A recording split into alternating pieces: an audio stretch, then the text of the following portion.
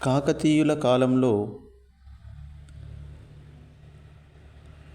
శైవ మతం ఆవిర్భవించడం జరిగింది. శైవ మతంలో 5 శాఖలు కలవు.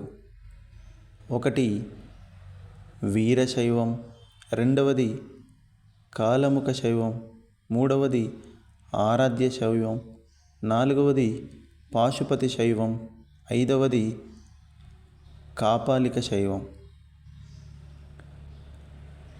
పండిత్రయం అనగా ముగ్గురు కవుల యొక్క సముదాయం. ఈ ముగ్గురు కవులు, ఒకరు శ్రీపతి పండితుడు, రెండవ కవి మల్లికార్జున పండితుడు, మూడవ కవి మంచన పండితుడు.